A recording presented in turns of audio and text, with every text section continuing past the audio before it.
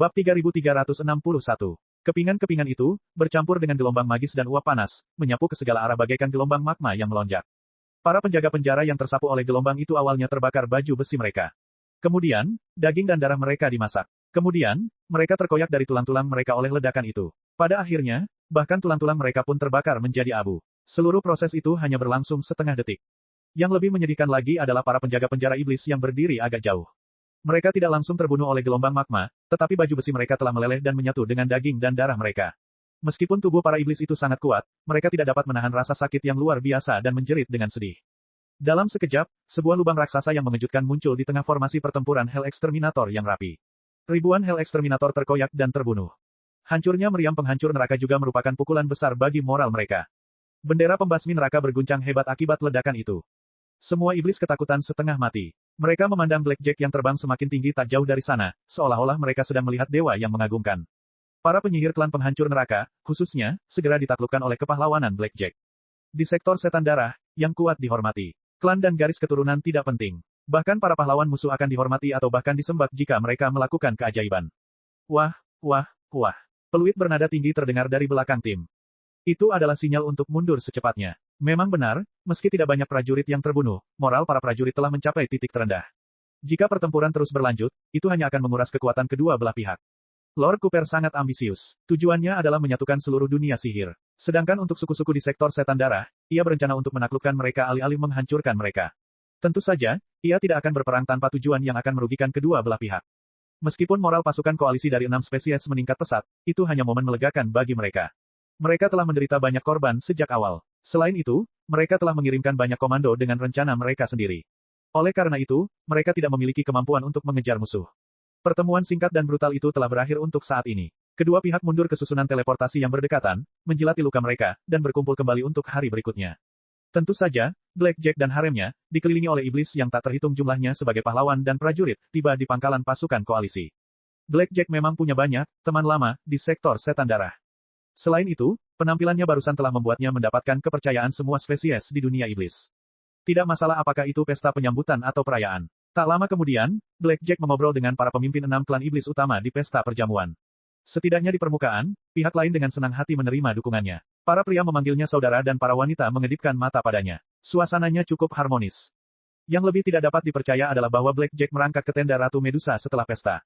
Tak lama kemudian, napas Teresa yang familiar namun asing bergema di dalam tenda.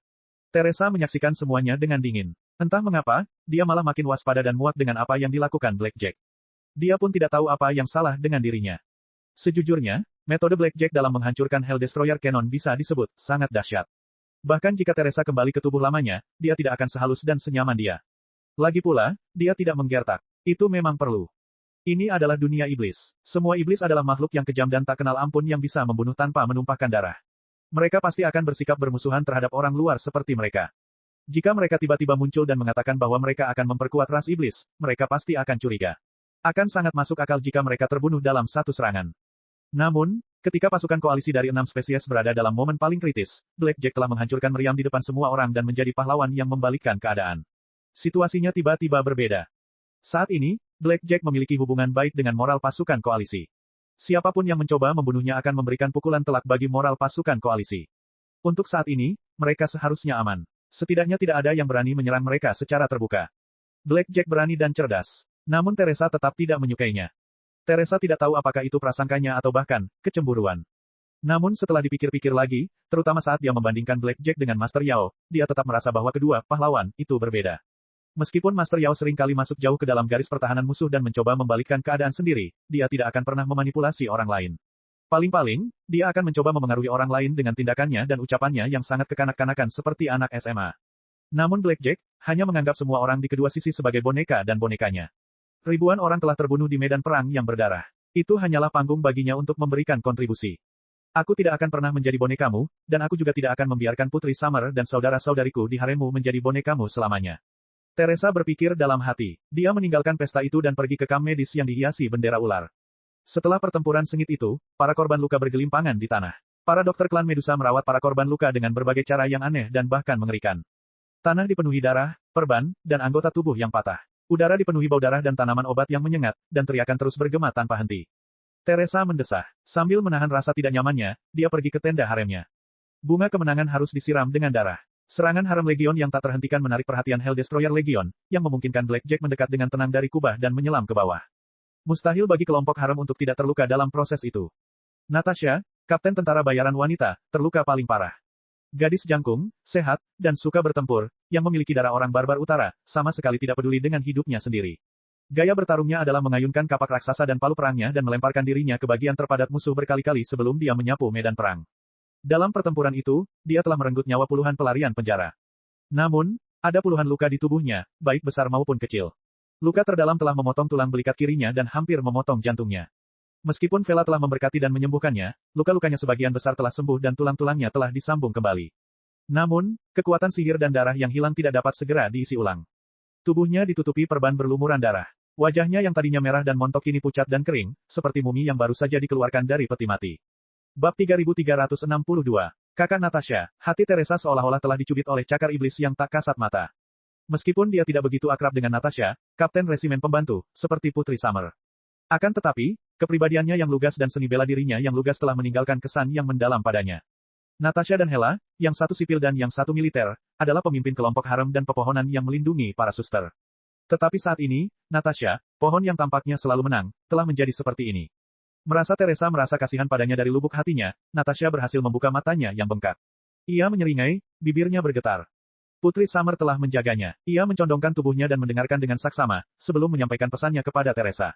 Suster Natasha bertanya apakah kamu takut atau tidak saat pertama kali melangkah ke medan perang sungguhan. Jangan takut, tidak apa-apa. Di bawah kepemimpinan Lord Blackjack, kita pasti akan memenangkan setiap pertempuran. Musuhlah yang harus kita takuti. Saya tidak takut. Sambil menggigit bibirnya, Teresa menggelengkan kepalanya dengan kuat. Sambil melihat perban di tubuh Natasha, dia berkata, aku hanya khawatir dengan suster Natasha. Apakah lukamu serius? Tidak masalah. Putri Summer mendengarkan dengan saksama dan melanjutkan ceritanya. Itu hanya luka kecil. Tidak masalah. Suster Natasha sudah terbiasa dengan itu. Dulu, dia pernah mengalami luka yang lebih serius di medan perang. Dengan restu dan teknik penyembuhan, dia akan pulih dengan cepat. Yang terpenting adalah karir Master Blackjack. Bagi Master Blackjack, tidak masalah seberapa serius cederanya. Blackjack, Blackjack, Blackjack lagi. Teresa merasa hampir 10 botol rempah-rempah dan obat-obatan telah terjatuh. Tidak ada yang tahu bagaimana perasaannya. Dia sangat jelas bahwa apa yang disebut teknik, berkah, dan penyembuhan tidaklah maha kuasa. Meskipun teknik-teknik itu dapat membantu seseorang pulih dalam waktu singkat, teknik-teknik itu hanya dapat melakukannya dengan mengorbankan vitalitas mereka. Selain itu, semakin cepat mereka pulih, semakin banyak vitalitas yang akan mereka konsumsi. Natasha, sebagai kapten kelompok tentara bayaran, pasti berusaha sekuat tenaga untuk pulih dalam waktu 1 malam. Jika demikian, vitalitas yang akan dikonsumsinya akan sangat besar. Dia menganggap dirinya sebagai obor menyala yang akan menerangi jalan Blackjack bahkan jika jalannya terbakar menjadi abu. Apakah itu sepadan? Tapi Lord Blackjack tidak datang menemuimu. Kau juga. Melihat ke arah saudara-saudaranya yang terluka, Teresa akhirnya berkata, kalian tidak tahu apa yang dilakukan Blackjack. Kami tahu itu. Atas nama saudara perempuannya, Putri Summer berkata dengan tenang, Tuan Blackjack sedang bernegosiasi dengan Ratu Medusa. Kerja sama. Teresa mencibir. Kau tahu di mana mereka bernegosiasi? Saya bersedia. Putri Summer menjawab, di ranjang Ratu Medusa. Hah, tercengang. Teresa tergagap, kau tahu. Tentu saja saya mendukungnya. Putri Summer tersenyum. Dengan karisma Lord Blackjack, tidak ada gadis di dunia ini yang bisa menolaknya. Tidak mengherankan jika Ratu Medusa ditaklukkan olehnya. Selain itu, kita semua sendirian. Kita harus mencari sekutu yang dapat dipercaya saat kita masuk jauh ke dunia iblis. Ras Medusa adalah salah satu dari 6 suku di sektor setan darah, tetapi mereka terkenal karena keterampilan medis dan keterampilan modifikasi mereka. Mereka tidak memiliki kemampuan tempur yang brutal dan merupakan pelengkap yang sempurna bagi kita.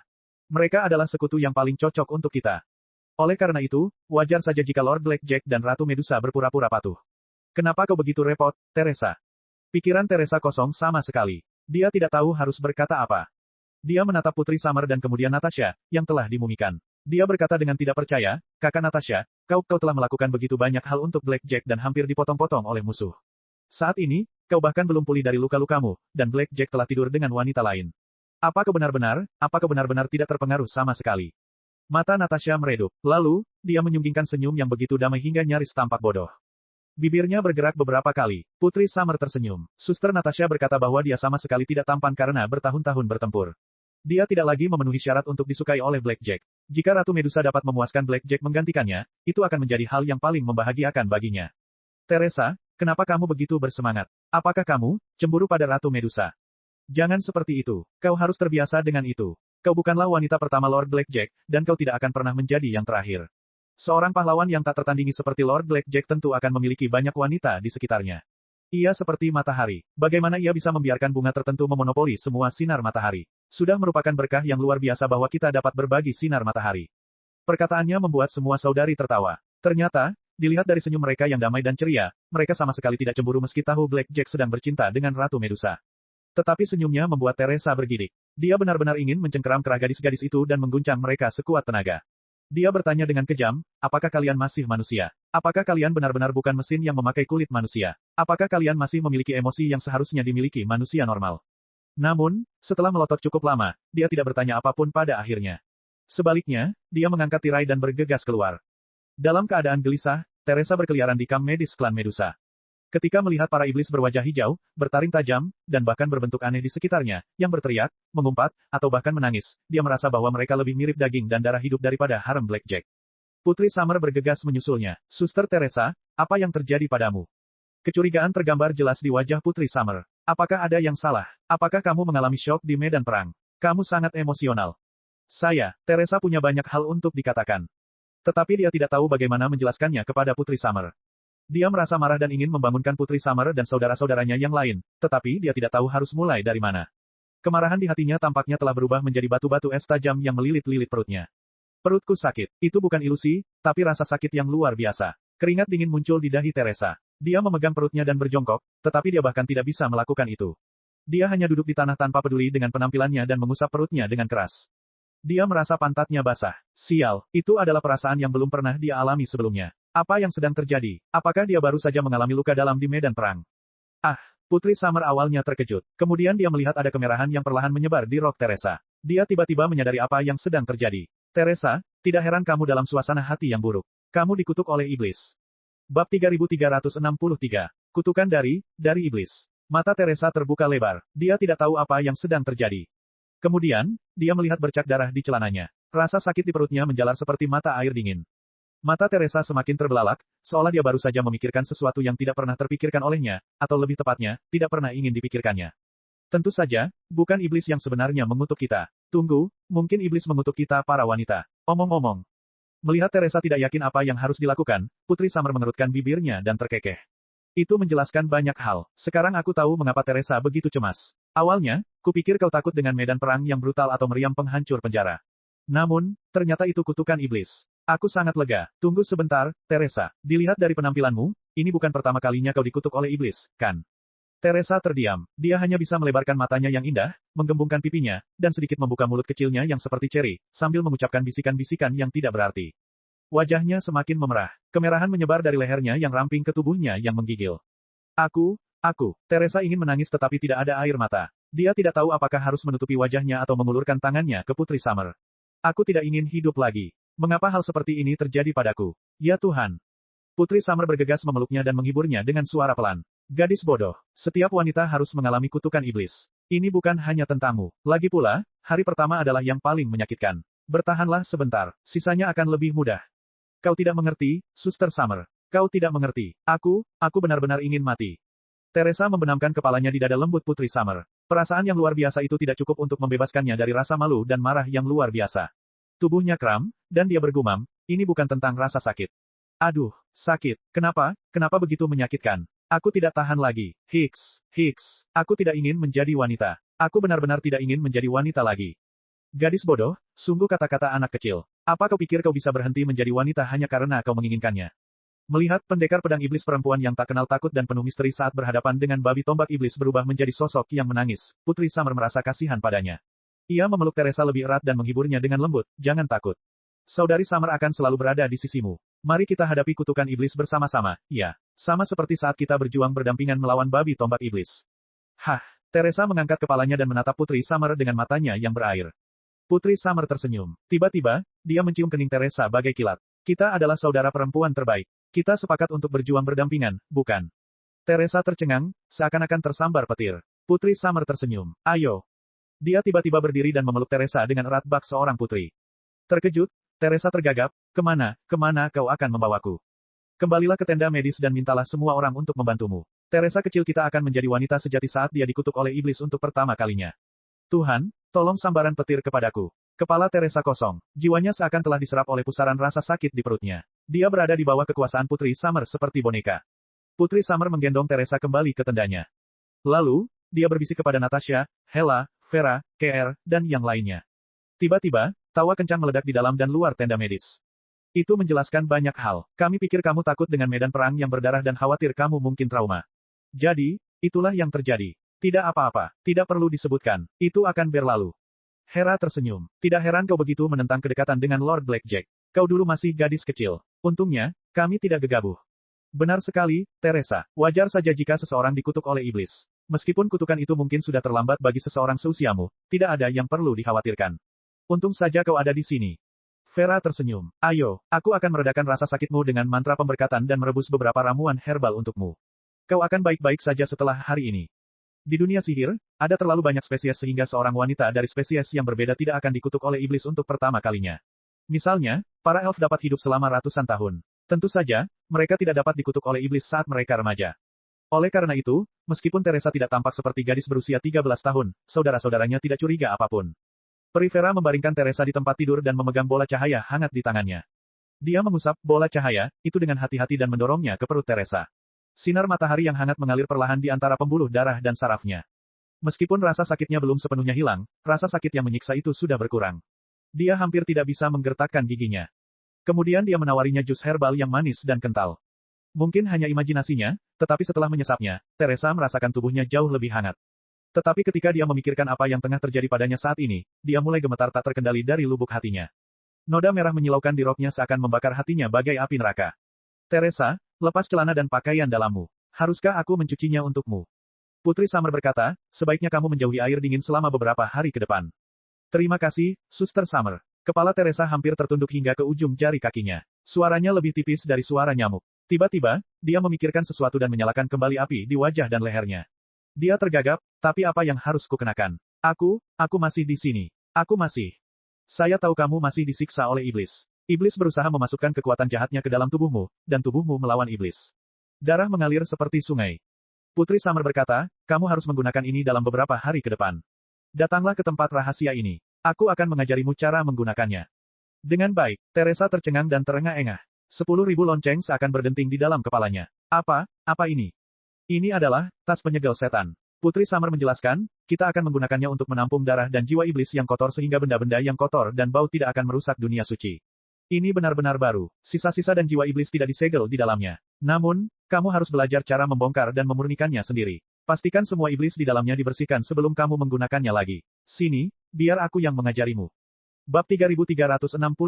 Teresa menarik napas dalam-dalam. Dia merasa perlu menenangkan diri atau dia akan menjadi gila. Untungnya, dia pernah melihatnya sebelumnya. Dia tidak asing dengan benda-benda yang digunakan oleh teman wanitanya di alam semesta Pangu. Namun, tidak ada sayap kecil. Teresa berusaha sekuat tenaga untuk mengendalikan tangannya yang gemetar. Dia mengambil Devil Sealing Bag dan menimbangnya di tangannya, hanya untuk menemukan bahwa itu adalah tas panjang, gemuk dan tampak terisi pasir halus. Tas itu lebih tebal, lebih berat, dan lebih kasar daripada produk serupa di alam semesta Pangu. Selain itu, tidak ada tempat untuk menempelkannya. Tas itu diikat dengan beberapa karet gelang yang tampak seperti kain cawat. Tidak heran tas itu diberi nama, Devil Sealing Bag. Apa katamu? Putri Summer tercengang sejenak. Tidak ada apa-apa. Teresa tersipu lagi. Dia tidak tahu bagaimana menggunakan struktur seperti itu. Agar tidak mempermalukan dirinya sendiri dalam beberapa hari ke depan, dia harus bertanya, Kakak Summer, bagaimana aku harus menggunakannya? Begini, ikat ke tubuhmu. Ini adalah saraf paling rapuh di tubuh binatang buas. Kau perlu mengolahnya dalam waktu lama sebelum bisa mendapatkannya. Saraf ini sangat elastis dan bisa diperbaiki setelah kau mengikatnya. Saraf ini juga tidak akan memengaruhi latihan dan pertarunganmu. Putri Summer menunjuk dirinya sendiri dan melanjutkan. Mengenakannya tidaklah sulit. Kuncinya adalah membongkar dan memurnikannya. Mereka akan dibongkar dan dibersihkan. Teresa berasal dari dunia di mana industri sipil sangat berkembang. Mungkin di kampung halamannya, kesehatan para wanita tidak begitu baik. Namun, saat itu, dia masih muda dan tidak tahu tentang hal-hal seperti itu. Liuli juga tidak pernah menceritakannya kepadanya. Ketika seseorang mencapai usia pencerahan, mereka akan tiba di sebuah kapal antariksa. Lingkungan dasar dan produk sanitasi kapal antariksa milik Federasi dan Imperium terjamin.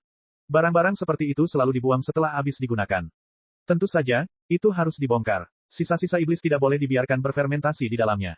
Putri Summer memainkan tas di tangannya dan berkata, lihat, ada lubang kecil di sini. Jika kamu merobeknya, kamu akan bisa menuangkan semua isi di dalamnya. Dia menemukan sebuah nampan dan menuangkan sekumpulan bubuk kuning cerah yang tampak seperti pasir dari saku penyegel iblis. Apa ini? Rasa ingin tahu Teresa mengalahkan rasa sakit di perutnya. Ini adalah tanaman khusus dari hutan peri yang bernama Dry Blood Vine. Putri Summer berkata, konon katanya, tanaman rambat darah kering adalah tanaman yang memiliki kecerdasan. Tanaman rambatnya seperti tentakel binatang iblis, yang dapat melilit mangsanya dengan erat dan menghisap darahnya. Setelah para elf memetik pohon anggur darah kering dan membakarnya menjadi abu, mereka menggilingnya dengan bahan-bahan ajaib khusus dan mengubahnya menjadi abu pohon anggur darah. Itu adalah bahan terbaik untuk menyerap darah iblis dan jiwa iblis. Di benua Jadeite, bahan untuk membuat tas penyegel iblis dibagi menjadi 3 tingkatan, tinggi, sedang, dan rendah. Wanita biasa sering menggunakan abu kayu, yang juga dapat digunakan untuk menghisap darah, tetapi efeknya tidak terlalu bagus. Daya isapnya sangat besar, dan akan memengaruhi kultivasi dan pertarungan. Bahan ini juga mudah bocor dan menodai lingkungan suci. Bahan ini dianggap bermutu rendah, dan kami tidak suka menggunakannya kecuali benar-benar diperlukan. Lalu, ada Bloody Vine Ash. Bangsawan biasa dan prajurit wanita yang membutuhkan pertempuran akan menggunakannya. Itu adalah barang yang sangat berharga. Kecuali hutan tertentu, hanya sedikit tempat yang bisa memanennya. Bahkan lebih mustahil bagi sektor Blood Demon untuk menemukan bahan bakunya. Karena itu hanya bisa didaur ulang. Teresa mengangguk dan menarik napas. Bagaimana dengan yang terbaik? Abu vampir bermutu tinggi. Konon, abu vampir dapat menyerap dan mengunci sejumlah besar darah iblis. Putri Summer membuka tangannya dan berkata, namun, tidak mudah untuk memburu vampir. Hanya sedikit orang yang akan mencari dan membunuh vampir karena alasan seperti itu. Oleh karena itu, tas penyegel iblis bermutu tinggi sulit ditemukan. Aku belum pernah melihatnya bahkan di istana, kerajaan elang. Aku hanya membaca legenda tentangnya di buku kuno. Aku benar-benar ingin mencoba tas penyegel iblis bermutu tinggi. Tidak apa-apa, Teresa berkata, akan ada hari ketika aku pasti akan membiarkanmu merasakan sesuatu yang bahkan lebih baik dari kualitas terbaik. Perasaan dari tas penyegel iblis kualitas terbaik setipis sayap jangkrik, alami, dan halus seperti sutra. Apa yang kamu gumamkan? Tidak ada. Silakan lanjutkan. Dengar baik-baik, hal semacam ini biasanya dilakukan sendiri. Aku bisa membantumu sekali atau 2 kali, tetapi aku tidak bisa membantumu selamanya. Putri Summer berkata, setelah kamu memisahkan abu Blood Vine dari tas penyegel iblis, kamu dapat mencuci dan mengeringkan tas itu dengan air bersih dan minyak. Sedangkan untuk abu Blood Vine, kamu harus menambahkan bahan bakar khusus, menyalakannya lagi, dan membakar abunya lagi. Lalu, dalam kondisi tertentu, harus terkena sinar matahari. Jika hujan turun setiap hari, atau kita terkunci di ruang tertutup di mana kita tidak dapat melihat matahari sama sekali, kita dapat melakukan teknik cahaya suci dan memurnikannya dengan cahaya suci, atau kita dapat membakarnya beberapa kali dan membunuh iblis yang telah disegel. Terakhir, masukkan kembali abu Blood Vine ke dalam Demon Sealing Bag. Ini adalah pekerjaan rumit yang membutuhkan banyak kesabaran. Jangan tidak sabar dan berpikir bahwa tidak apa-apa jika bocor sedikit. Demon Sealing Bag perlu digunakan untuk waktu yang lama. Jika Anda bocor sedikit bulan ini dan sedikit bulan depan, maka pada bulan ketiga, tidak akan ada cukup abu Blood Vine di dalam Demon Sealing Bag. Anda mungkin tidak dapat menyegel semua iblis. Aku mengerti. Terima kasih, Suster Summer, kata Teresa malu-malu. Baiklah, kalau begitu aku akan memberikan ini kepadamu. Setelah itu, aku akan bertanya kepada saudara perempuanku apakah mereka punya yang baru. Paling tidak, aku akan memberimu 1 atau 2 yang pengganti.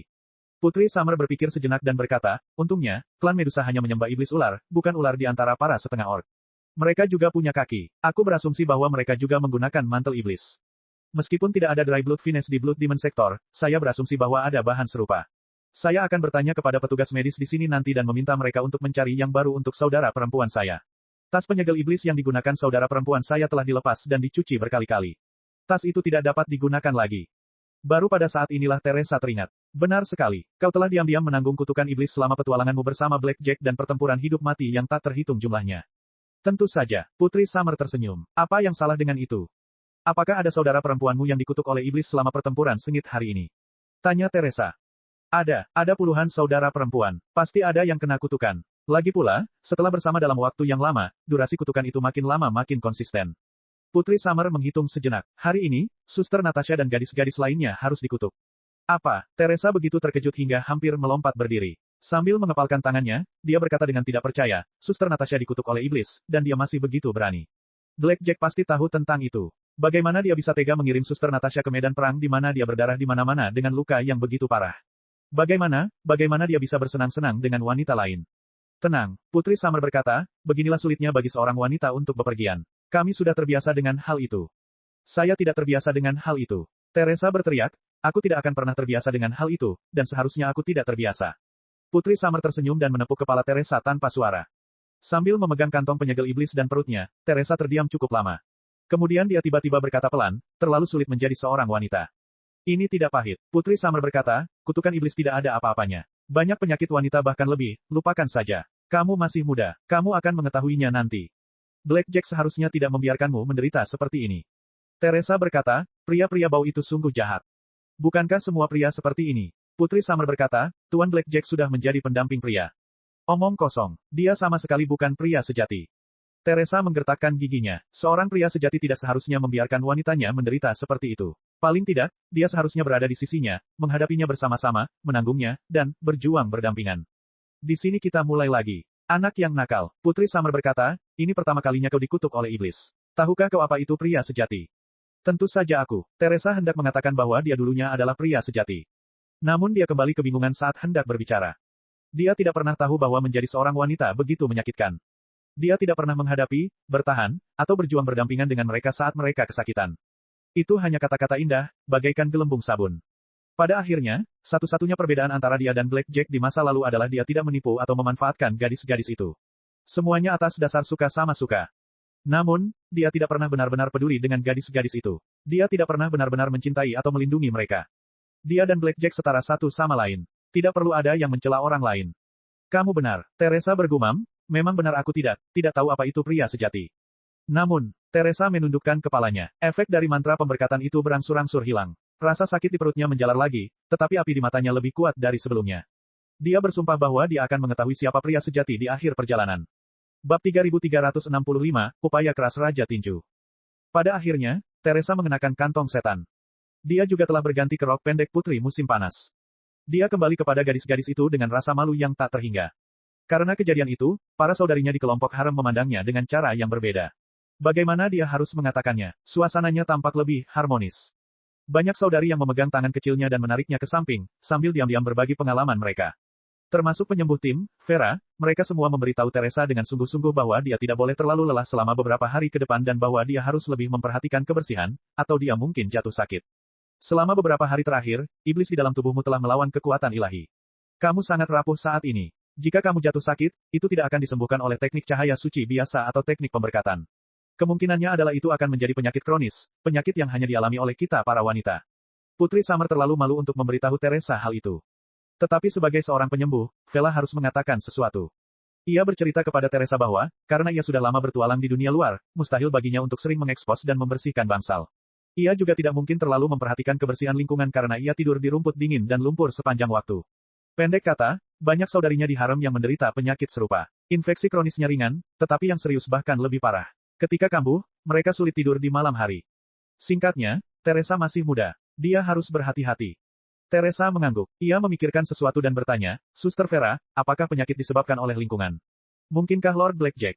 Teresa berasal dari era di mana teknologi medis sangat maju. Ia memiliki pemahaman mendalam tentang bakteri dan virus. Dia sangat yakin bahwa akan menjadi suatu keajaiban jika Blackjack, yang memiliki harem besar berisi puluhan orang, tidak jatuh sakit karena dia bermain-main di luar seperti seekor anjing. Vela, di sisi lain, tidak mengerti. Dia bertanya dengan curiga, ini salah kita sendiri. Kita tidak memperhatikan kebersihan. Kekuatan suci di dalam tubuh kita tidak cukup kuat untuk menahan momok iblis. Apa hubungannya dengan Lord Blackjack? Teresa terdiam. Peradaban dunia sihir telah mundur ke titik di mana tidak seorang pun tahu apa itu virus. Para gadis bahkan menganggap Blackjack sebagai dewa. Tidak pernah terlintas dalam pikiran mereka bahwa pahlawan besar di mata mereka adalah sumber virus. Teresa berpikir dalam hati bahwa adalah hal yang baik bahwa Putri Summer tidak berguna dan tidak mencolok di harem. Sudah lama sekali sejak Blackjack terakhir kali memanjakan Putri Summer. Teresa sudah memutuskan, masa lalu bukan urusannya, tetapi sekarang setelah dia ada di sini, dia tidak akan membiarkan Blackjack menyentuh Putri Summer lagi, bahkan jika itu harus mengorbankan nyawanya sendiri. Dia akan membawa Putri Summer keluar dari perapian dan lautan penderitaan. Dia akan membawanya kembali ke dunianya sendiri dan membiarkannya merasakan tas penyegel iblis terbaik sehingga dia bisa menjalani kehidupan gadis normal. Tidak, bukan hanya Putri Summer, Suster Natasha, Peri Vera, wanita naga Hera, Catwoman Kir, dia akan menyelamatkan semua gadis yang telah disiksa tetapi tidak menyadarinya. Jack hitam. Teresa membenci Jack Thunder sampai ke akar-akarnya. Mungkin, bukan Blackjack yang dibencinya, melainkan dirinya di masa lalu. Dulu, meskipun ia tahu bahwa virus dapat menyebarkan penyakit, ia hampir tidak pernah memikirkan hal tersebut saat sedang bersenang-senang dengan teman-teman wanitanya.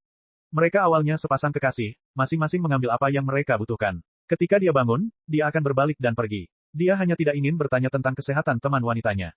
Kadangkala, ketika seorang wanita sedang tidak sehat, misalnya, dikutuk oleh setan, atau ketika dia sakit, yang paling banyak dia lakukan adalah mengerutkan bibirnya dan menoleh untuk mencari wanita berikutnya.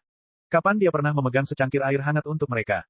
Aku benar-benar, bajingan. Teresa bergumam pada dirinya sendiri dengan jengkel. Satu-satunya hal yang beruntung adalah bahwa ia dan teman wanitanya tidak menderita penyakit menular apapun. Dalam hal ini, ia harus mengucapkan terima kasih kepada. Saat itu sang juara tinju mendisinfeksi saya dan membuat saya sangat menderita, hingga saya mengira dia menyiksa saya karena dia tidak menyukai saya. Teresa teringat sesuatu di masa lalu dan tidak bisa menahan rasa malu. Mungkinkah Raja Tinju benar-benar bermaksud baik padaku dan ingin membantuku dengan masalah kebersihan dan keselamatan? Selama bertahun-tahun ini, aku telah berbuat salah pada Raja Tinju dan mengecewakan usahanya yang sungguh-sungguh. Ya, Raja Tinju sangat baik padaku. Kemudian, dia mengajariku sihir dengan sepenuh hati dan mengajariku semua yang dia tahu. Selain itu, tidak ada konflik sama sekali di antara kami. Mengapa dia menyiksaku tanpa alasan? Aku benar-benar menilai seorang pria dari pikirannya yang sempit. Sekarang setelah kupikir-pikir, Raja Tinju itu sebenarnya tidak buruk. Dia dengan tulus mendisinfeksiku, mengajariku sihir yang kuat, dan membantuku merawat Liuli ketika aku jauh dari kampung halamanku. Sejujurnya, meskipun Tuan Yao hebat, dia sedikit lebih celaka. Jika Raja Tinju itu manusia, dia akan lebih pantas menerima kata-kata, pria sejati, pria baik, daripada Tuan Yao. Sayang sekali, sayang sekali. Mengingat wajah sang juara tinju yang cermat namun hangat, Teresa mendesah menyesal. Dia bersumpah, jika diberi kesempatan lagi untuk kembali ke alam semesta Pangu dengan penampilan aslinya dan bersatu kembali dengan teman-teman lamanya, dia pasti akan membuka lembaran baru dan menjadi orang baru. Dia akan melupakan semua gadis di sekitarnya dan memusatkan seluruh perhatiannya pada Liuli. Dia tidak akan pernah membiarkan Liuli menderita lagi. Liuli, jalani hidup yang baik bersama Raja Tinju untuk saat ini. Dia pasti akan membantuku melawan lebah dan kupu-kupu gila yang menginginimu. Tidak akan lama lagi sebelum kau melihat diriku yang baru berdiri di hadapanmu. Hehehehe. Teresa melambaikan tangan kecilnya di dalam hatinya. Pada saat ini, Blackjack muncul. Dia membawa berita yang mengejutkan. Mereka harus pergi sekarang. Ini operasi darurat. Mereka akan mencari Istana Crimson dengan pasukan elit dari pasukan koalisi 6 spesies. Jack Thunder pantas menjadi pria paling menonjol di benua Jade. Itu bukan sepenuhnya binatang yang didominasi oleh bagian bawah tubuhnya. Di tempat tidur, ia menyelesaikan misi, menaklukkan Ratu Medusa, dengan sempurna dan mencapai aliansi yang lebih solid dengan klan Medusa. Ia juga mendapatkan seluruh rencana pasukan koalisi dari 6 spesies. Menurut pencerahan yang diterima tetua klan Turing, ada 2 jalan menuju Istana Merah Tua. Yang pertama disembunyikan dalam susunan teleportasi khusus yang telah disegel untuk waktu yang lama. Selama susunan teleportasi diaktifkan, mereka akan dapat mencapai Istana Merah secara langsung. Itu juga menjadi alasan terbesar terjadinya pertempuran sengit antara pasukan koalisi 6 suku dan prajurit Legiun Penghancur Neraka di Gunung Seribu Gerbang.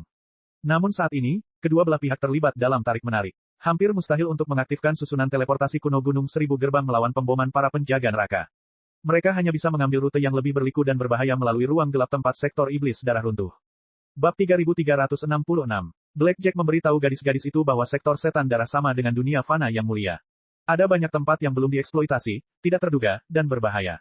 Namun, iblis kuno jauh lebih kuat daripada saat ini. Mereka telah membangun banyak susunan teleportasi di tempat-tempat seperti itu, tetapi lambat laun mereka dilupakan karena kurangnya perawatan. Saat ini, tetua pertama klan Turing telah menerima wahyu dan mengambil buku-buku tentang Istana Merah dari perpustakaan kuno ras iblis, yang mencakup koordinat serangkaian susunan teleportasi. Selama pasukan elit dikirim, mereka akan dapat mencapai Istana Merah melalui susunan teleportasi yang terlupakan. Namun, kekuatan utama pasukan koalisi dari 6 spesies harus tetap berada di Gunung Seribu Gerbang untuk melawan para prajurit sektor asal neraka. Jika tidak, jika para prajurit sektor asal neraka menduduki Gunung Seribu Gerbang, Lord Cooper akan dapat melompat ke Istana Merah melalui susunan teleportasi. Tentu saja, kerugiannya lebih besar daripada keuntungannya. Selain itu, banyak jalur menuju susunan teleportasi kuno yang sempit dan penuh bahaya yang tak terduga. Jalur-jalur itu sama sekali tidak cocok untuk pasukan. Oleh karena itu, pasukan elit tidak akan memiliki terlalu banyak orang. Paling banyak, akan ada 3 hingga 500 orang. Mereka akan menjadi prajurit terbaik dari pasukan koalisi dari 6 spesies, yang dipimpin oleh kepala suku, pendeta, atau ratu mereka. Itu wajar saja. Pada akhirnya, pasukan koalisi dari 6 ras hanya berhasil mencapai kesepakatan untuk melawan Hell Destroyer Legion. Seberapa besar kepercayaan di antara mereka adalah angka yang bisa tinggi atau rendah. Dihadapkan dengan warisan Crimson Queen, selain klan Turing, yang benar-benar tidak kompetitif, siapa yang bisa mengatakan bahwa mereka tidak memiliki ambisi sendiri? Tentu saja, beberapa pemimpin ras iblis harus mengambil risiko dan melihat sendiri warisan dari Crimson Queen. Bahkan para pemimpin wanita, serta putri, saudara perempuan, dan istri mereka, yang paling dekat dengan para pemimpin pria, semuanya mengepalkan tangan, berencana untuk menjadi Crimson Queen yang baru. Teresa mendengarkan dan mengerutkan kening. Dia sangat jelas bahwa, jika sektor iblis darah benar-benar merupakan kapal luar angkasa super di tingkat planet, atau bahkan raksasa yang telah dilubangi oleh sebuah planet sejak awal, banyak kabin dan jalur akan benar-benar kehilangan kendali dan jatuh ke dalam kegelapan setelah teknologi untuk mengendalikannya hilang. Orang-orang di masa lalu hanya bisa menyegel kabin-kabin yang sudah tidak terkendali. Tidak ada cara untuk memperbaikinya. Rasanya seperti terkena bola meriam. Banyak air laut yang membanjiri kabin kedap air, yang hanya bisa dikunci dan dirusak oleh air laut dan api. Setelah ribuan tahun, siapa yang tahu apa yang terjadi di dalam kabin isolasi? Namun saat ini, Blackjack akan membuka kabin tertutup bersama para iblis dan meminta begitu banyak gadis yang tidak dikenal untuk mempertaruhkan nyawa mereka. Dia bahkan akan bertarung melawan para iblis setelah dia menemukan Istana Merah. Kesulitan dan bahayanya operasi itu tidak dapat digambarkan dengan memetik kastanya dari api. Teresa mendengus dalam hatinya. Blackjack benar-benar tidak menganggap haremnya sebagai manusia. Dia tidak akan meneteskan air mata bahkan jika seluruh haremnya musnah selama dia bisa mencapai tujuannya, bukan? Namun, belum saatnya berdebat dengan Blackjack. Teresa hanya bisa memegang perutnya dan mendengarkannya dalam diam. Seperti dugaannya, Blackjack juga menyebutkan bahaya secara munafik. Namun, dia mengatakan bahwa dia telah mencapai kesepakatan dengan Ratu Medusa. Bersama-sama, mereka adalah kekuatan yang tangguh dalam pasukan elit. Selain itu, keenam klan iblis saling waspada, dan mereka juga waspada terhadap kemunculan Raja Besar Kuba kapan saja.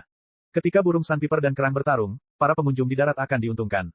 Saat dia berbicara tentang mengapa sebagian besar teman-temannya adalah wanita dan mengapa 6 klan iblis cukup berani meminta mereka untuk bergabung dalam petualangan, Blackjack memberitahu gadis-gadis itu bahwa, menurut legenda dunia iblis dan pencerahan dari tetua pertama klan Turing, 3 syarat harus dipenuhi jika mereka ingin menerima warisan dari Ratu Merah.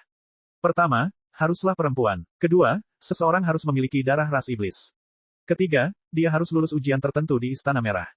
Meskipun ada puluhan saudara perempuan di harem Blackjack, kecuali 2 dari mereka yang merupakan ras iblis, sisanya adalah spesies darat dan secara alami tidak menimbulkan ancaman bagi 6 iblis utama. Bahkan garis keturunan kedua iblis wanita itu mencurigakan, dan mereka tidak cukup kuat untuk lulus ujian Istana Merah. Saat ini, mereka sangat membutuhkan bantuan. Kemampuan tempur klan Medusa relatif rendah, dan mustahil bagi mereka untuk bersaing memperebutkan warisan Ratu Merah. Tentu saja, Ratu Medusa dengan hangat mengundang mereka untuk bergabung dalam petualangan.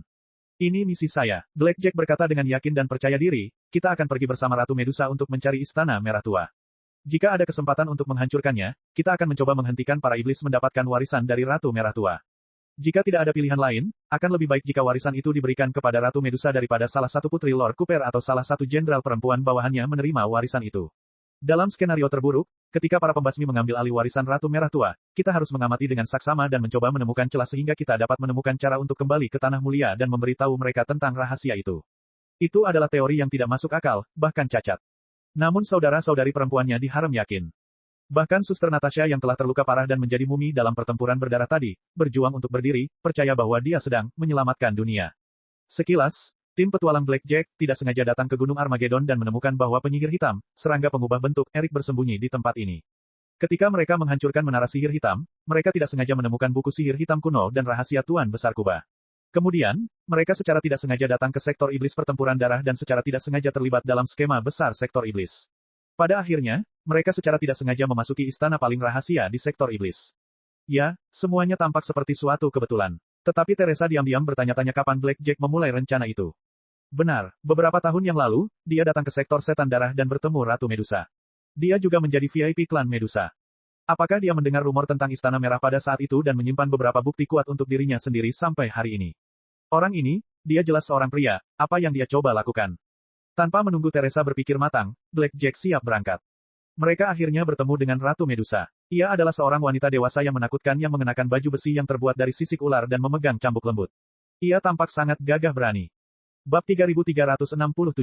Mungkin karena sebagian besar dari mereka tidak memiliki darah ras iblis, mustahil bagi mereka untuk bersaing dengan Ratu Medusa demi warisan Ratu Merah.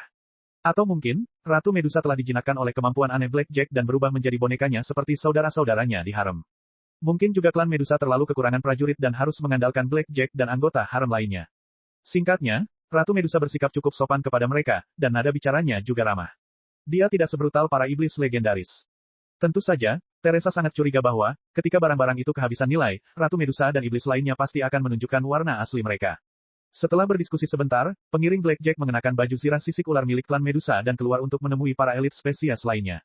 Teresa bertemu dengan tetua pertama klan Turing yang telah menerima pencerahan kuno untuk pertama kalinya di perkemahan.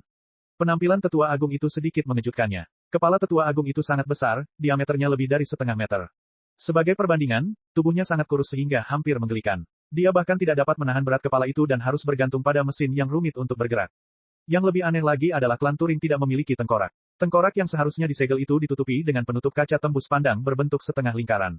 Orang bisa melihat otak yang berkilauan di dalamnya.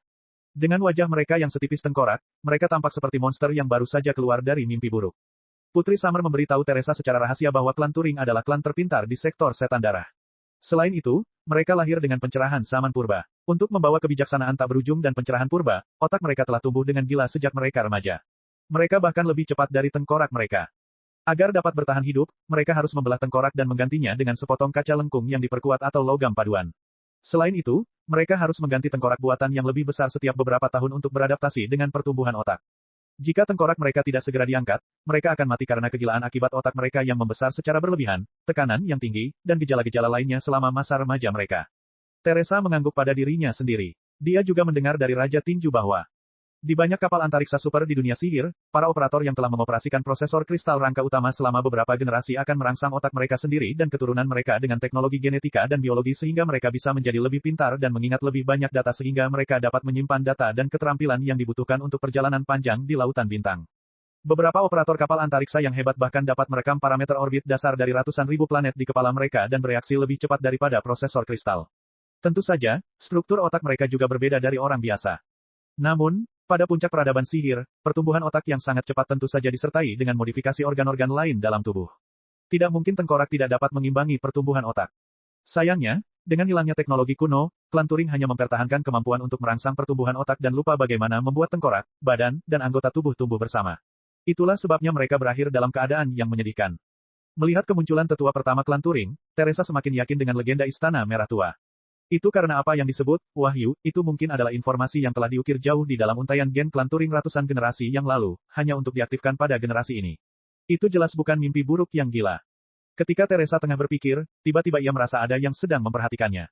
Terkejut, dia mengangkat kepalanya dan mendapati tetua pertama klan Turing tengah menatapnya, tenggelam dalam pikirannya. Dengan baik, Teresa sedikit mengernyit, berpikir bahwa dia seharusnya tidak membocorkan apapun. Bisakah tetua agung klan Turing membaca pikirannya?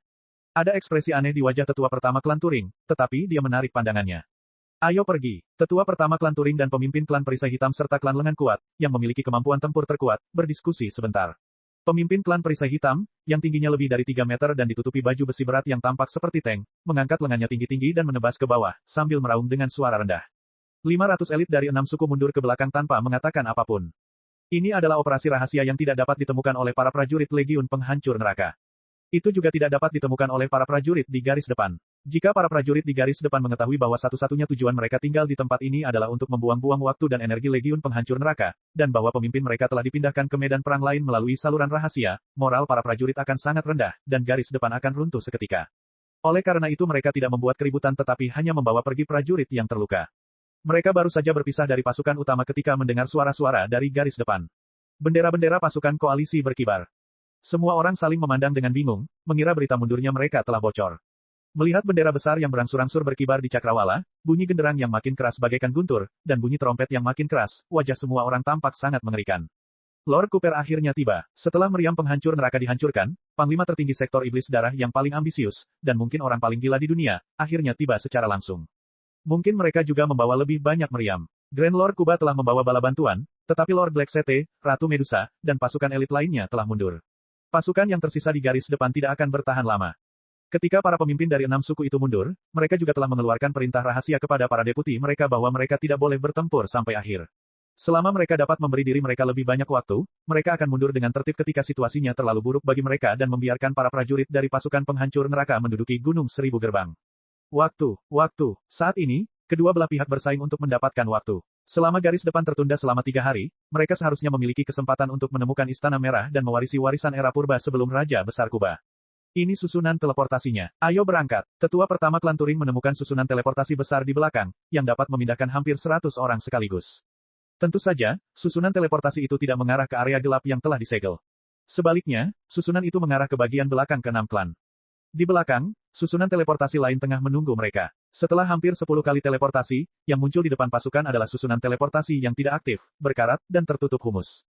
Bab 3368. Setan berotot itu melangkah maju. Lengan mereka seperti peti harta karun. Setelah serangkaian bunyi mekanis, mereka mengubah bentuk dan mengeluarkan banyak peralatan perawatan. Mereka adalah penjaga tungku listrik, tabung, dan susunan teleportasi dari sektor setan darah. Merupakan tanggung jawab mereka untuk menjaga dan membersihkan tempat itu. Tak lama kemudian, humus dan karat pada susunan teleportasi semuanya hilang, dan energi diisi ulang oleh kristal ajaib.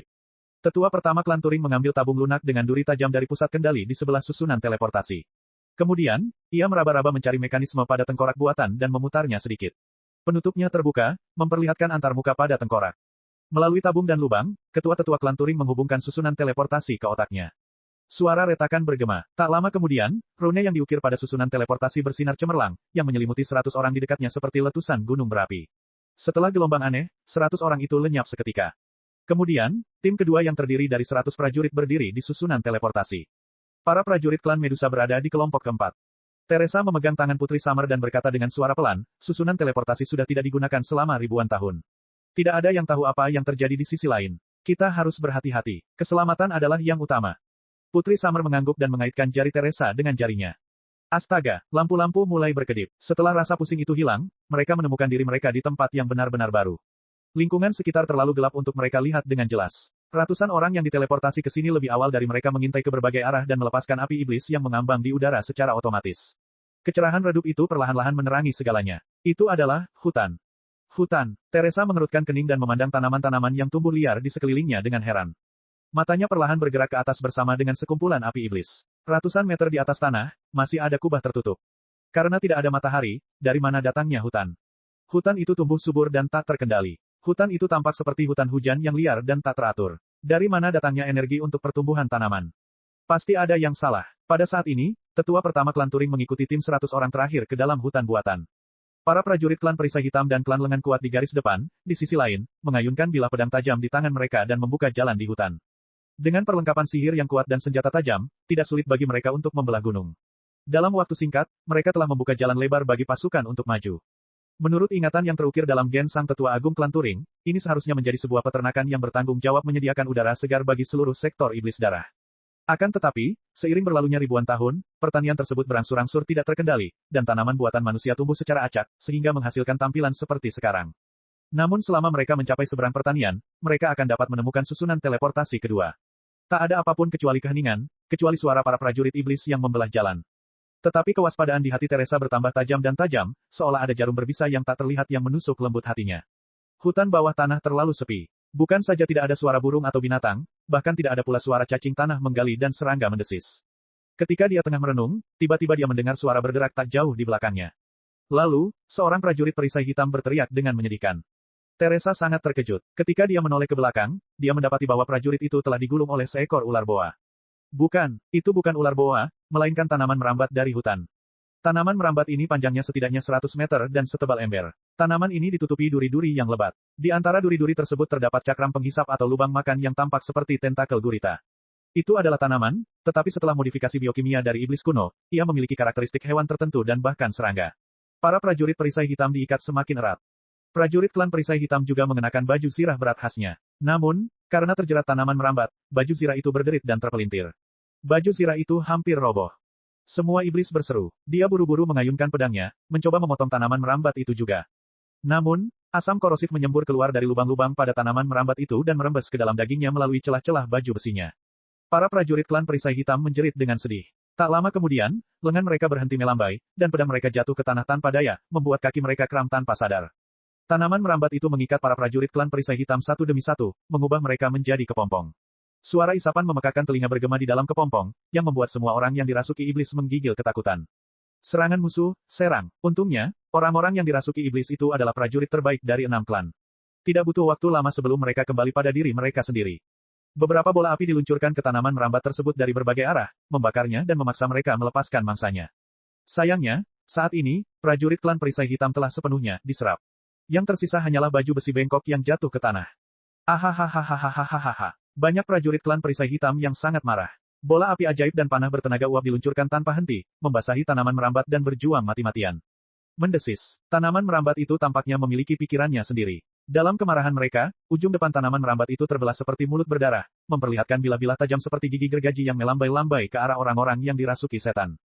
Ledakan. Tiba-tiba, bola api meledak di mulutnya, menghancurkan mulutnya yang berdarah menjadi berkeping-keping. Cairan hijau tua langsung membumbung ke langit.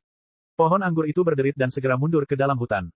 Akan tetapi, lebih banyak lagi duri yang penuh duri dan lubang makan merayap keluar dari hutan dan mengamati mereka seperti ratusan ular raksasa. Menghadapi mulut-mulut berdarah yang terbuka perlahan, bahkan iblis yang paling ganas pun tersentak dengan keras. Untungnya, kabar baik datang dari garis depan tim elit. Susunan teleportasi telah ditemukan. Para setan berotot itu sedang memperbaiki susunan teleportasi di depan dengan segera. Setan-setan lainnya siap menghadapi serangan tanaman merambat yang bermutasi. Hati-hati, ada lapisan api gelap juga di pedang Teresa. Dia menarik Putri Summer kembali ke masa lalu dan menghindari serangan tanaman merambat yang bermutasi. Kemudian dia menebas ke atas dan memotong ujung seluruh tanaman merambat yang bermutasi. Putri Summer menatapnya dengan penuh rasa terima kasih. Ia menggertakkan giginya dan ikut bergabung dalam pertempuran sengit itu. Bab 3369. Pada saat ini, jelas terlihat betapa tidak terorganisirnya pasukan elit koalisi 6 spesies itu. Saat mereka dalam ekspedisi, mereka telah bersumpah bahwa target mereka adalah mengalahkan Raja Agung. Tidak masalah siapa yang akan mendapatkan warisan Ratu Merah. Namun, saat mereka menghadapi bahaya, semua orang yang dirasuki iblis akan bergegas maju, berusaha menjadi yang pertama mencapai susunan teleportasi lainnya di ujung hutan. Namun, mereka mengkhianati rekan-rekan mereka kepada tanaman merambat pemakan manusia yang mengerikan tanpa ragu-ragu. Kemampuan tempur Medusa tergolong rendah bahkan di antara pasukan koalisi yang terdiri dari 6 spesies, belum lagi Blackjack dan yang lainnya adalah spesies eksotis yang datang dari jauh. Orang-orang yang dirasuki iblis dari 6 spesies itu berencana untuk menggunakan mereka sebagai perisai untuk menarik perhatian musuh. Akibatnya, tak seorang pun peduli apakah mereka hidup atau mati. Beberapa dari mereka bahkan mendorong mereka ke arah tanaman merambat. Tak lama kemudian, mereka berada di belakang tim. Saya tahu bahwa iblis tidak dapat diandalkan. Hela meraung dan melepaskan gugusan api satu demi satu, membakar tanaman merambat yang meliuk-liuk itu. Sayangnya, lubang makan tanaman merambat itu tidak hanya mengeluarkan asam dan racun tetapi juga getah yang sangat kental yang segera memadamkan api. Semakin banyak iblis yang tersapu oleh tanaman pemakan manusia dan dipotong-potong, sehingga semakin sedikit ruang yang tersisa bagi tim petualangan Blackjack. Natasha yang masih mengenakan sirahnya meskipun perban di sekujur tubuhnya, mengangkat pedang raksasanya dan hendak melawan para iblis, tetapi Blackjack menghentikannya. Jangan saling membunuh. Blackjack berkata dengan sungguh-sungguh, kalau tidak seorang pun dari kita akan bisa pergi. Dalam keputusasaan, lelaki dengan niat jahat itu akhirnya menunjukkan kemampuannya yang luar biasa. Sambil mengayunkan bilah tajam di masing-masing tangan, ia berlari ke arah tanaman merambat itu seperti kincir angin. Hampir 10 tanaman merambat pemakan manusia mendesis dan melesat ke arahnya, tetapi matanya tetap tenang seperti tubuhnya. Dia melompat ke salah satu tanaman merambat secepat kilat, sebelum dia melompat ke tanaman merambat kedua dengan ketukan kakinya dan bergerak zigzag di antara mulut berdarah yang tampak seperti capit kepiting. Swoosh swoosh swoosh swoosh. Sosok Blackjack berubah menjadi seberkas cahaya terang sebelum berubah menjadi cerobong asap yang kabur. Swoosh, swoosh, swoosh, swoosh. Hampir 10 tanaman merambat yang tampak seperti tanaman merambat yang dapat melahap manusia melesat dan menggigit. Tiba-tiba mereka semua membeku di tempat, seolah-olah seseorang telah mencubit mereka dengan keras. Ternyata, Blackjack sedang memandu tanaman merambat pemakan manusia itu untuk mengikat simpul mati dengan dirinya sebagai umpan. Astaga, astaga, 2 bilah tajam itu menusuk dalam-dalam ke simpul yang dibuat oleh tanaman merambat itu dan mengikat tanaman merambat itu bersama-sama.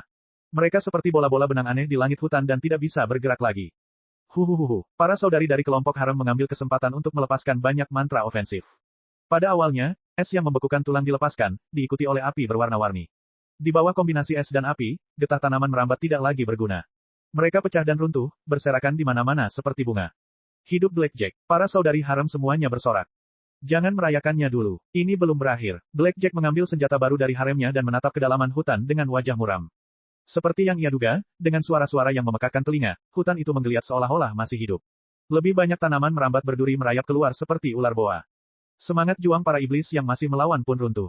Seseorang berteriak, dan mereka semua berbalik dan lari. Namun, membelakangi tanaman merambat itu hanya akan mempercepat kematian mereka. Sebuah pesta berdarah akan segera digelar di hadapan para anggota Blackjack. Hal-hal tersebut mengandung kebijaksanaan. Blackjack menyipitkan matanya. Matanya seakan menembus gulma, semak, dan pohon yang tumpang tindih hingga ke bagian terdalam hutan. Tetapi mereka seharusnya tidak memiliki kebijaksanaan kecuali ada, otak utama, yang berada jauh di dalam hutan. Blackjack melompat ke dalam hutan tanpa ragu-ragu. Blackjack, apa yang kau lakukan? Hera dan saudara perempuannya yang lain sangat terkejut. Kalian tetaplah di sini, aku akan segera kembali. Blackjack berhenti sejenak dan berkata, aku akan menghancurkan, Tuan, tanaman merambat itu. Tanpa menunggu jawaban, dia menghilang ke dalam hutan.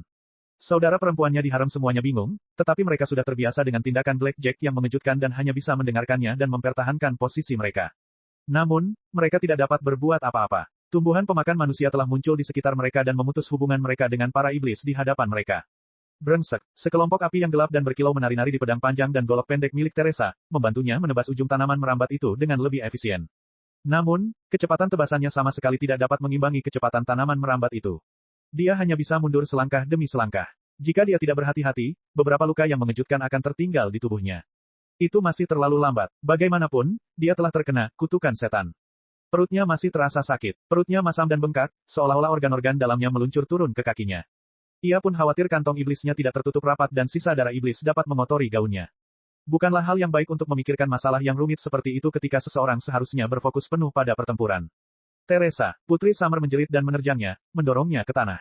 Hai, salah satu tanaman merambat melesat ke tempat Teresa berdiri. Tanaman merambat itu menyentuh bahu Putri Summer dan merobek pelindung bahunya. Putri Summer mengerang. Ada rasa sakit di wajahnya, tetapi dia berhasil menahannya. Petik 2, petik 2. Teresa tidak tahu harus berkata apa. Ia terkejut dengan kebodohannya sendiri, tetapi ia lebih terkejut dengan pertumbuhan Putri Summer. Terima kasih, Suster Summer. Teresa mengangkat tangannya dan langsung meluncurkan misil ajaib, menghancurkan tanaman merambat yang datang hingga berkeping-keping. Kemudian, dia memegang tangan Putri Summer dan kedua gadis itu berdiri bersama. Ayo bertarung berdampingan sekarang. 5 menit kemudian, semua gadis berusaha semampu mereka dan tidak membiarkan satu pun tanaman merambat itu memasuki wilayah mereka. Namun, semakin banyak tanaman merambat muncul di sekitar mereka. Setidaknya 500 mulut berdarah mendesis ke arah mereka. Saat itu, suara-suara memekakkan telinga tiba-tiba bergema jauh di dalam hutan. Sebuah bola api yang menyilaukan membubung ke langit. Seluruh hutan bergetar, semua tanaman merambat itu membeku seolah-olah telah membatu. Blackjack, yang tubuhnya basah oleh cairan ungu, merangkak keluar dari hutan. Ayo pergi, sambil terengah-engah, dia berkata, aku telah mengalahkan, dalang, hutan untuk saat ini, tetapi makhluk sialan itu tampaknya memiliki kemampuan generasi yang luar biasa. Tidak akan lama lagi sebelum luka-lukanya sembuh, dan tanaman merambat itu akan mendapatkan kembali mobilitasnya. Ayo pergi ke susunan teleportasi sebelum, dalang, itu pulih. Bab 3370. Semua orang gembira melihat Blackjack. Jantungnya berdebar kencang saat mendengar itu. Dia bergegas berlari ke depan. Untungnya, sebagian besar orang yang dirasuki iblis telah tiba di susunan teleportasi. Klan Strongham juga telah memperbaiki susunan teleportasi dan memasang kristal pendorong untuk memulai teleportasi. Sementara Blackjack, Teresa, dan yang lainnya masih bertarung melawan tanaman merambat itu, cahaya gemerlap sudah muncul di depan mereka. Banyak orang yang telah dirasuki iblis telah diteleportasi ke tempat baru. Ketika mereka tiba di susunan teleportasi, hanya 100 orang yang menunggu di depan mereka. Skala susunan teleportasi cukup besar untuk menampung mereka semua. Tidak ada konflik atau konflik internal. Jack Hitam, Ratu Medusa masih menunggu mereka di dekat susunan teleportasi. Gadis itu cukup patuh pada Blackjack. Suara gemuruh bergema jauh di dalam hutan, seolah-olah sejenis binatang iblis dari jurang tengah mendesis marah. Tidak bagus. Mindframe sedang bangun. Wajah Blackjack berubah warna. Seperti dugaannya, tanaman merambat yang tadinya kaku itu kini semuanya kram. Lendir kering di permukaan tanaman merambat itu berkilauan, seperti ular berbisa yang baru bangun dari hibernasi. Pergilah ke susunan teleportasi sekarang. Blackjack dan haremnya maju ke depan. Mereka adalah orang terakhir yang menginjakan kaki di susunan teleportasi. Setelah mereka masuk, beberapa iblis dari klan lengan kuat mengatur susunan teleportasi ke mode otomatis dan berkerumun mendekat. Sebuah lingkaran cahaya berwarna-warni menyerupai pelangi muncul dan menyelimuti mereka. Melalui lingkaran cahaya itu, mereka dapat melihat tanaman merambat yang tak terhitung jumlahnya tengah menyerang mereka dengan brutal. Ratusan mulut berdarah menggeliat dan menelan pada saat yang sama, seolah-olah banjir kematian sedang membanjiri. Untungnya, ketika tanaman merambat itu berada puluhan meter jauhnya dari mereka, ruang di sekeliling mereka terpelintir, dan pusaran-pusaran kecil pun muncul. Lalu, Star Swap, Stretching and Shrinking, mereka muncul di ruang yang benar-benar baru. Namun, ahahaha, ho, ledakan, retak. Sebelum ruangan menjadi stabil, jeritan menyedihkan, raungan mengerikan, dan ledakan memekakkan telinga sudah bergema. Udara dipenuhi bau darah yang menyengat, setebal rawa dan membuat semua orang merinding serta berkeringat dingin. Ketika pemandangan di hadapan mereka akhirnya tampak jelas, mereka melihat neraka yang sesungguhnya. Beberapa saat yang lalu, tempat itu adalah perkebunan, tetapi sekarang, tempat itu adalah pertanian. Sambil mendongak, Liao menemukan beberapa jamur dan tentakel super besar tumbuh di jamur dan humus yang menggeliat perlahan, membentuk labirin yang jarang. Di sisi lain, penguasa labirin adalah sekelompok binatang ajaib yang ratusan kali lebih menakutkan daripada babi tombak iblis. Orang-orang yang telah dirasuki setan yang telah bertransmigrasi sebelumnya tengah berperang melawan binatang-binatang iblis, atau lebih tepatnya, melarikan diri dari mangsanya. Teresa melihat sekeliling. Tidak jauh dari sana, terbungkus dalam karpet dan humus, terdapat sesuatu yang tampak seperti ruang kultur berbentuk telur yang sepenuhnya otomatis. Benih-benih binatang iblis dibiarkan di tempat ini. Mereka dapat menyerap energi yang disediakan oleh humus secara langsung dan tumbuh perlahan. Ketika mereka tumbuh hingga ukuran tertentu, mereka dapat dikirim ke jalur perakitan dan dipotong secara otomatis, menjadikannya makanan lezat bagi para penumpang di kapal antariksa super besar. Seharusnya ini adalah tempat yang sama ribuan tahun lalu. Sayang sekali, saat ini, banyak ruang kultur yang berantakan. Beberapa di antaranya bahkan diambang kehancuran. Nutrisi di dalamnya mengalir deras. Makanan lezat, yang seharusnya disajikan di meja makan semuanya telah hilang. Didorong oleh berlalunya waktu, mereka berubah menjadi predator puncak setelah survival of the fittest dan mutasi gila. Melihat para iblis didorong-dorong oleh binatang buas yang bermutasi bagaikan bulldozer, banyak di antara mereka yang tulangnya patah, dan ada pula yang separuh tubuhnya digigit binatang buas itu. Teresa mencibir. Ruang ini seharusnya menjadi lahan pertanian atau pabrik makanan dari ribuan tahun lalu.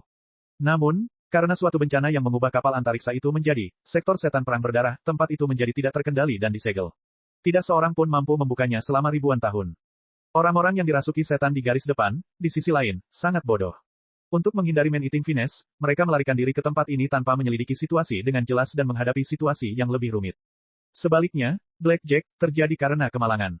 Selain itu, dengan para idiot di depan mereka sebagai tameng untuk mengalihkan perhatian binatang iblis, mereka akan mempunyai peluang lebih baik untuk menemukan susunan teleportasi baru. Blackjack segera menyadari hal yang sama. Sembunyikan aroma tubuhmu dan usahakan untuk tidak bersuara. Selain itu, jangan menyerang binatang iblis secara sembarangan. Mari kita kelilingi mereka dengan tenang. Susunan teleportasi seharusnya berada di sisi lain, peternakan binatang iblis. Para saudari Blackjack semuanya menelan ludah dan menggertakkan gigi, bergerak tanpa suara. Orang-orang yang telah dirasuki iblis dan binatang iblis yang telah bertransmigrasi sebelumnya terlibat dalam pertempuran sengit. Gigi dan bahkan tulang-tulang yang patah dari kedua belah pihak tertanam dalam di tubuh masing-masing, tetapi mereka tidak punya waktu untuk peduli dengan keberadaan mereka.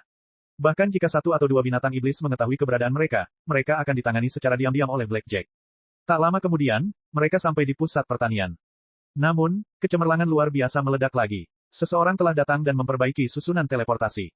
Blackjack berteriak kegirangan, cepat dan lari dari tempat terkutuk ini.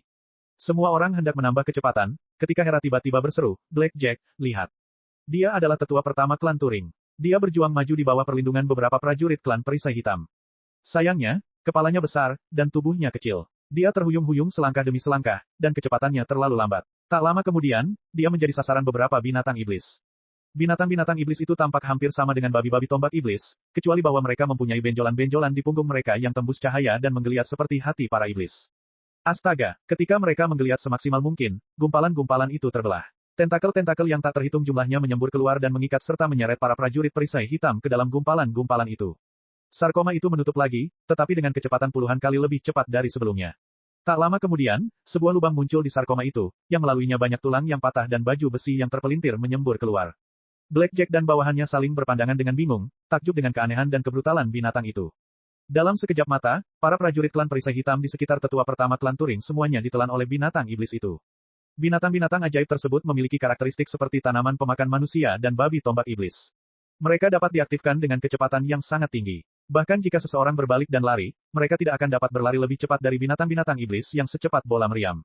Tak lama kemudian, binatang-binatang iblis itu akan mengejar mereka dari belakang, meremukkan tulang-tulang mereka, dan menelan mereka bulat-bulat.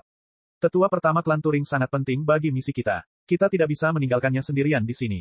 Blackjack menggertakkan giginya. Dua bilah tajam menyemburkan cahaya hitam lagi dan melesat maju seperti tornado. Cek cek cek cek cek cek cek cek. Rakan-rakan kultivator sekalian, sebelum retret, sila terus berkultivasi untuk jurus subscribe, like, share dan komentar agar sekte novel Zadim terus berkembang pesat.